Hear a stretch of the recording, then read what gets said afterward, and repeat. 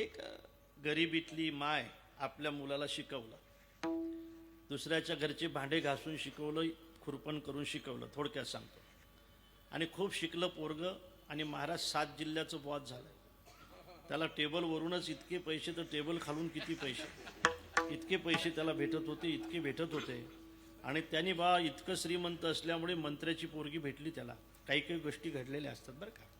मंत्र्याची पोरगी भेटली आणि पोरगी सुशिक्षित होती, तिचे पाहुणेसुद्धा खूप सुशिक्षित होते.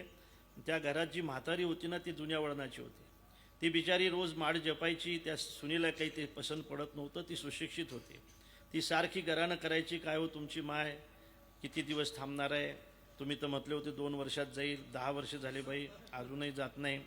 आमचे पाहुणे किती श्रीमंत आहेत, आमच्या बहिणी आल्यानंतर आम्हाला शरम वाटते या म्हातारीची. कधी कधी बाई ऐकायला येत नाही म्हणून बरं आहे, सांगावं लागते की आमच्या घरची भांडे घासणारी आहे म्हणून इतकी शरम लागते. आता मात्र मी कंटाळली या म्हातारीला. तुम्ही या म्हातारीची व्यवस्था काहीतरी करा. तुम्ही गोठ्यामध्ये या म्हातारीची व्यवस्था करा तरच मी राहील, नाही तर मी काही राहणार नाही. गोठ्यामध्ये म्हातारीची व्यवस्था केली. थोडक्यात सांगून जाईल. म्हातारी गोठ्यामध्ये गेली, तिला एक गोधडी झोपायला दिली, एक उशी दिली, तिला खापर थुकायला दिलं, एक जलमरचं ताट जेवायला दिलं, एक पाणी प्यायला तांब्या दिला. पण नातवावर मात्र तिचं फार प्रेम होतं. आजी आजोबाला नातू खूप आवडतात ना, खूप आवडतात. मुलापेक्षा सुद्धा नातू खूप आवडतात महाराज आजी आजोबाला. नातवाचं खूपच प्रेम होतं, आजीवर खूप प्रेम होतं नातवाचं.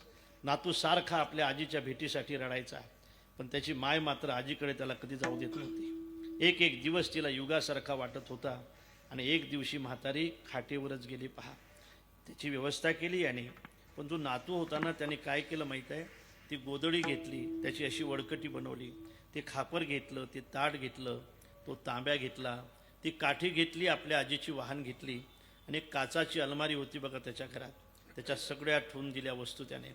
मस्त असं वर वडकटी ठेवली, त्याच्या पुढे काठी ठेवली, इकून गडवा ठेवला, इकून खापर ठेवलं, त्याच्या खाली वाहना ठेवल्या, असं सगळं व्यवस्थित त्याने ठेवून दिलं.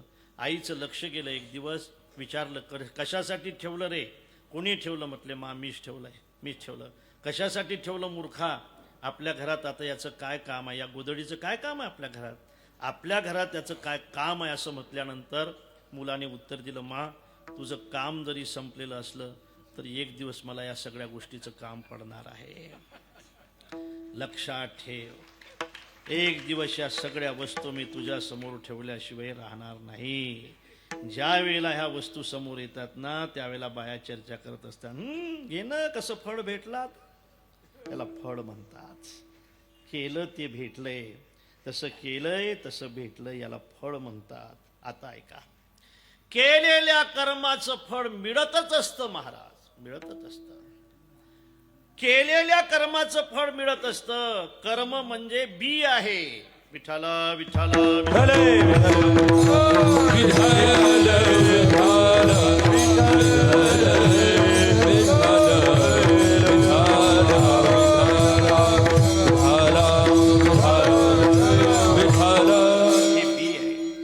केलं ते बी आहे आणि त्याला जे येते ना ते त्याचं फळ आहे.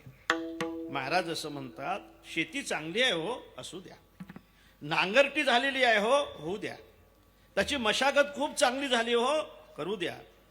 पाऊसही आला, हेही चांगलीच गोष्ट आहे. वापसाही झाला, होऊ द्या.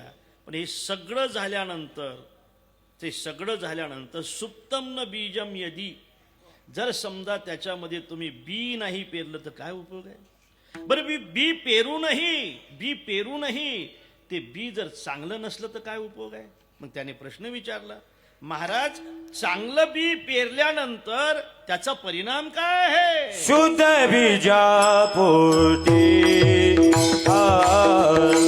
शुद्ध बीजा पोटी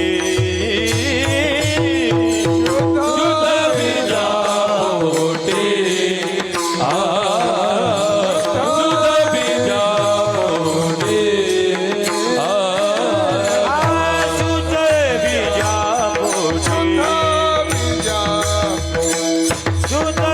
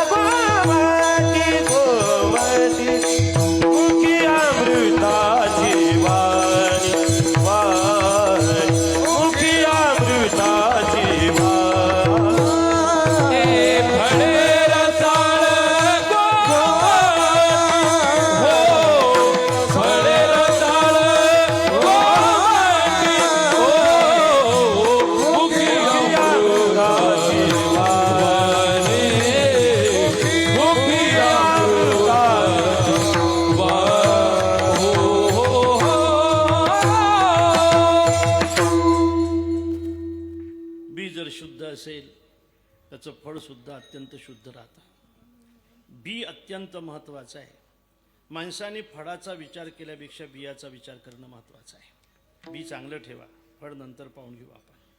बी जर चांगलं असेल तर त्याचं फळ अत्यंत चांगलं असतं, लक्षात ठेवा. याची अनेक उदाहरणं आपल्याकडे आहेत.